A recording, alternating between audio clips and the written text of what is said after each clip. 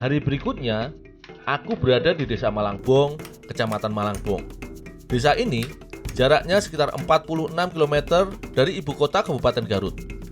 Hari ini, aku akan mengolah olahan unik khas Malangbong yang dinamakan ladu ketan. Jenis makanan tradisional daerah ini yang pertama kali muncul di Gunung Ladu beratus tahun silam. Kelapa adalah salah satu bahan yang digunakan. Kelapa yang digunakan adalah kelapa yang telah cukup tua, yang mengandung banyak santan, atau yang telah sedikit airnya. Aku memarutnya dengan parutan mesin supaya mempercepat selesainya pekerjaan.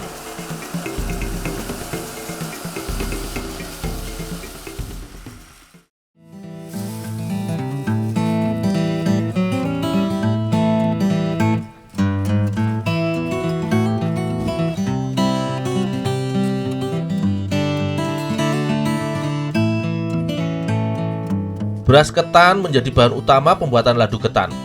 Sehari sebelumnya, beras ini telah direndam, ditiriskan, dan juga dikeringkan. Ketan akan disangrai menjadi lebih matang. Waktu yang diperlukan hingga matang sekitar 1,5 jam. Selama menyangrai, ketan harus terus diaduk-aduk supaya tidak hangus. Pada saat yang bersamaan, gula merah juga sedang dicairkan oleh pekerja lainnya.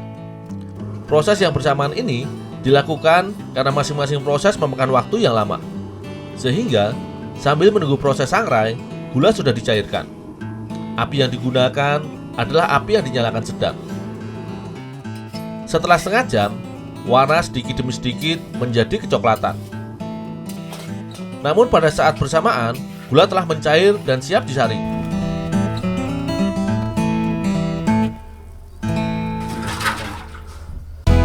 Parutan kelapa akan ditambahkan ke gula merah.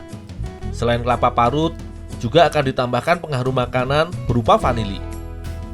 Baru kemudian, gula merah akan dimasak lagi. Bahan terakhir yang ditambahkan ke gula merah adalah gula pasir dalam takaran yang telah disesuaikan.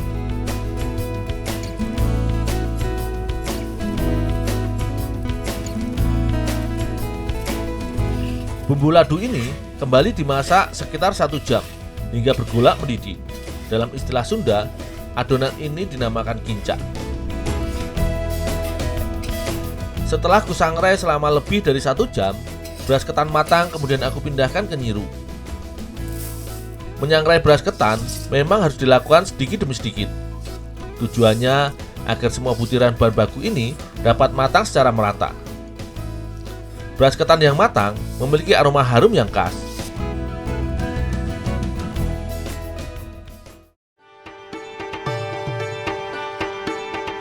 Kang, ini ketannya udah ditepung, Kang? Masukin dikit-dikit. Oh, ya. Tepung ketan, kemudian aku masukkan ke cairan kincak. Sembari terus aku tambahkan tepung ketan, sementara itu, pekerja lainnya akan mengaduk adonan ini di wajan terus-menerus dengan cepat. Setelah semua tepung ini aku masukkan ke wajan, aku pun segera membantu proses pembuatan adonan ladu ketan ini.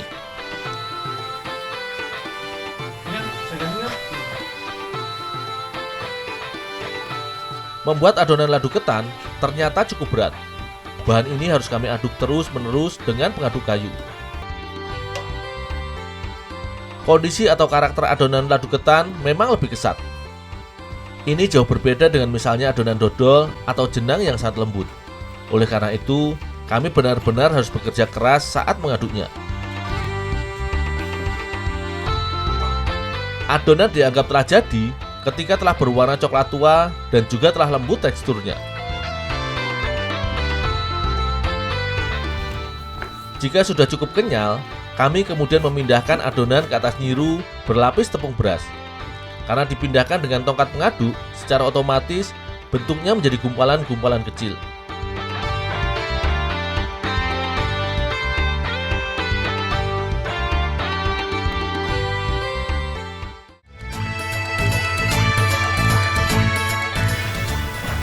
Taruh sana sini deh.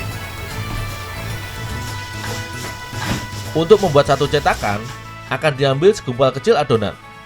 Adonan ini kemudian digulung di atas meja sehingga menjadi bulat panjang. Proses ini terus dilakukan perlahan hingga ukurannya telah sesuai yang diharapkan.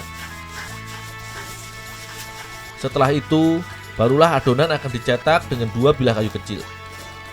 Kedua bilah kayu kecil akan ditekan ke adonan dari 2 sisi, di mana pada bagian atas akan dibuat menjadi lebih menyempit. Jadinya, adonan akan berubah menjadi semacam bilah kayu segitiga yang panjang. Meja yang dijadikan alas pencetakan biasanya telah ditaburi dengan tepung ketan, sehingga adonan tidak lengket saat dicetak di atasnya. Setelah didapatkan banyak cetakan, barulah kemudian ladu ketan kami potong-potong. Panjang potongan sekitar 9 cm. Ini adalah ukuran paling laku.